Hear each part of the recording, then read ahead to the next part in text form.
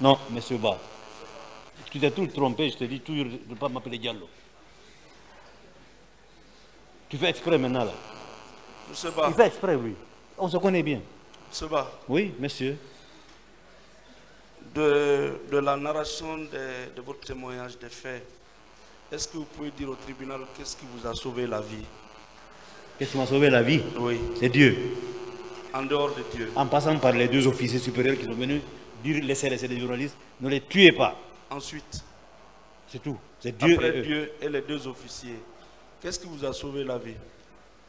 Une question déjà répondue. Une autre question. Est-ce que votre profession de journaliste connue et reconnue ne vous a pas permis d'avoir la vie sauve ces jours-là? Oui, ça a permis aussi parce que j'étais à l'abbé.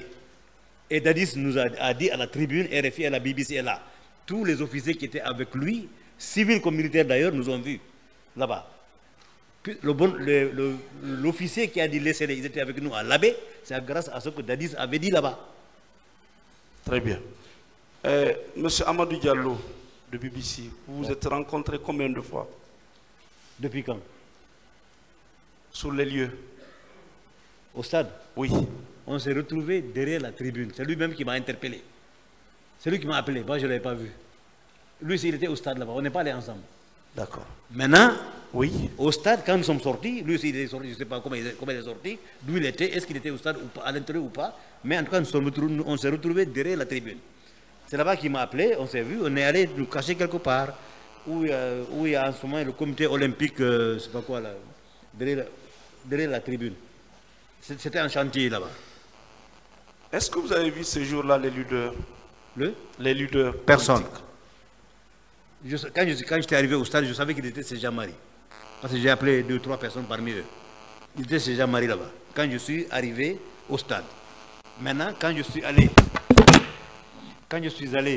et envoyer mes premiers éléments après qu'on m'a libéré et que j'ai vu la première victime, peut-être c'est en ce moment ils sont rentrés au stade.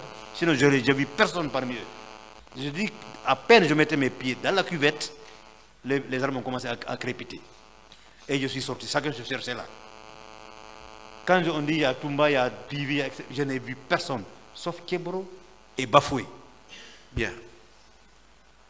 Monsieur Ba, dans votre déclaration de constitution de parti civil, il y a des passages qui ont retenu mon attention. Avec la permission de Monsieur le Président, je vais lire.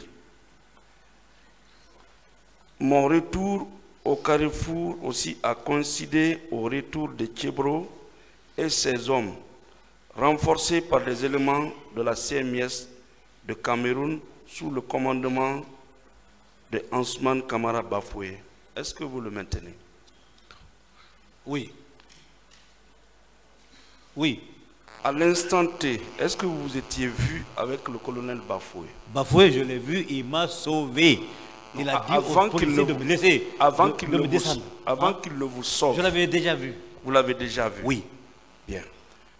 Et vous maintenez avoir identifié la CMS à la tête de laquelle il était ce jour-là au stade? Le véhicule où on m'a embarqué, c'est écrit CMS Cameroun. CMS Cameroun. Et Bafoué était le chef là-bas à l'époque. Il était le chef là-bas. Bien. Plus loin, vous avez indiqué que vous avez été arrêté, secoué, embarqué par les policiers de la CMS. Est-ce qu'on peut déduire que c'est effectivement la CMS de Cameroun que vous avez soumis? Bon, ok. Si des policiers de la CMS étaient venus de Taouya ou de je ne sais pas d'où, oui. Mais en tout cas, le véhicule qui était là, c'est CMS Cameroun. D'accord. Ok? C'est eux qui m'ont pris, c'est eux qui m'ont malmené, c'est eux qui m'ont embarqué. C'est eux qui m'ont arraché le matériel, comme Lady Roll, là, où tu parles souvent là. Oui. C'est eux, ils ont cassé ça, ils ont brisé ça, et le micro, et un de mes téléphones. D'accord. Donc, vous convenez avec moi que pour vous, ce n'est pas compliqué. C'est facile d'indiquer les hommes en uniforme qui vous ont soumis à cette torture. C'est les policiers de la CMS Cameroun. Très bien. Un peu plus loin, vous dites que quelques instants après, Bafoué arrive, me voit dans leur véhicule, pique une colère et dit qu'est-ce que lui fait qu'est-ce que lui fait dans ce véhicule qu'il a embarqué? Laissez-le vite. Qu'est-ce que cela veut dire? Vous ne le connaissez pas, c'est un journaliste. Vous le maintenez? Oui. Bien. Vous ne pensez pas qu'il pouvait aller plus loin en mettant la main sur ces agents qui ont agi de la sorte sur votre personne? Il m'a demandé si je peux les indexer. Je ne pouvais pas. Très bien. Parce qu'ils m'ont pris de dos. Bien.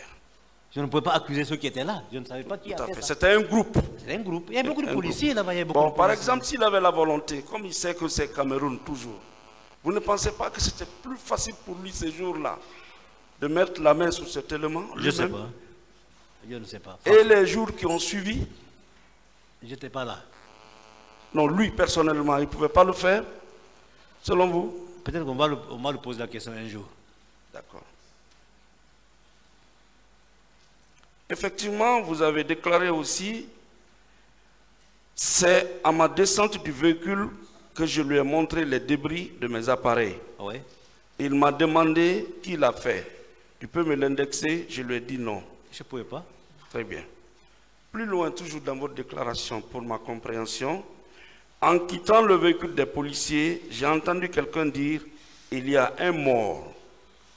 Effectivement, il y avait un mort qui gissait dans une mare de sang que j'ai vu où s'abrite la police routière au carrefour du stade.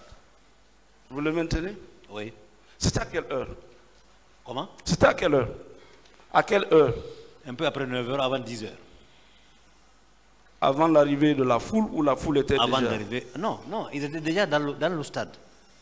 Non, c'est au retour des policiers qui avaient quitté les lieux quand la foule est arrivée. Ok. C'est au retour des policiers qui s'est repliés vers l'université. C'est à leur retour, policiers et gendarmes, qu'il y a eu cette victime-là. Quand Kebro a dit charger, c'est là qu'on m'a arrêté. Dans la pagaille, là, matraque, gaz lacrymogène, coup de pied, etc. C'est là qu'on m'a arrêté. On m'a embarqué. Maintenant, en quittant, quand Bafoué m'a fait descendre le véhicule, en venant vers le carrefour, j'ai entendu dire quelqu'un dit il y a un mort. J'ai regardé, il y avait un mort. Et par la suite, il y a eu plusieurs morts. Non, ça je ne sais pas. Pas là-bas. D'accord. Pas sur place. Vous avez été effectivement mis à genoux Oui. avec M. Amadou Diallo. Et un autre jeune handicapé de Liberté FM. Et c'était à quelle heure à peu près? 13h, je ne sais pas, 13h, midi 30, midi 13h. Ça, c'était après les événements. C'est quand nous sommes sortis du stade, quand nous sommes sortis de notre cachette. À la sortie, vous, personnellement, c'était avec la bousculade ou vous avez eu la chance de sortir tranquillement? On est sorti dans la bousculade vers la porte du nord où rentrent les footballeurs. Si tu connais bien le stade du 20 septembre, où rentraient les footballeurs là. Nous sommes sortis par là-bas. Je voulais aller monter sur le mur pour aller vers les rails, Madina, mais je ne pouvais pas grimper le mur, c'est très haut. Alors, je suis parti vers la tribune, derrière la tribune. C'est là-bas que j'ai rencontré Amadou. C'est après, nous sommes allés dans une cachette, on est sorti de là-bas après. Des caporaux là, nous ont mis à genoux 5. Ils nous ont mis à genoux, ils voulaient nous faire la fête. Okay. Alors, on était à genoux, parce que moi j'ai dit je ne me mets pas à genoux, je suis journaliste, je ne me mets pas à genoux. Amadou était déjà à genoux. Et le jeune Liberté FM. Moi j'ai dit je ne me mets pas à genoux parce que je suis journaliste, je ne suis pas manifestant. Alors, ils m'ont tapé dans mon dos, je suis tombé dans la boue. Justement, ces caporaux, c'était des bérets rouges? Bérets rouges. Des bérets rouges, cette Oui, fois-ci. rien que des bérets rouges. Et ça, c'était à la sortie du stade? Non, Dans l'enceinte? dans la cour du stade, pas dans... Dans la cour du stade? Attends, Maître Béa, D'accord. attends, il faut qu'on se comprenne là. Oui, tout à fait. J'ai raconté, j'ai dit quand je suis sorti du stade, de l'intérieur du stade, de l'aire de jeu.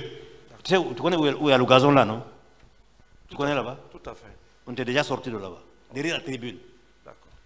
On est allé nous cacher quelque part là-bas. Ok. Entre la tribune, où il y a le terrain de tennis et basket, vers l'université Nasser, dans la cour du stade. On était caché là-bas. C'est quand nous sommes sortis de là-bas qu'on nous a arrêtés. Chemin Ramara Bangoura, Oui. votre dernier lieu d'habitation, est-ce qu'il y avait beaucoup de blessés, vous l'avez dit Il y a beaucoup de blessés, mais nous sommes arrivés les premiers. D'accord. Parmi les blessés, vous n'avez pas vu... Je connais personne. Non, des violés, par exemple. Violé, non. Des dames Il n'y avait violées. pas de femme là-bas. Ces blessures-là étaient mortelles. Une blessure, c'est une blessure. Vous n'avez pu identifier... Je n'ai pas vu une tête coupée. Je n'ai pas vu un bras coupé. Je n'ai pas vu un pied coupé. Mais des blessures, c'est des blessures. D'accord. Est-ce que vous avez pu constater des bus aux alentours du stade? Je n'ai pas vu. Merci, Monsieur le Président.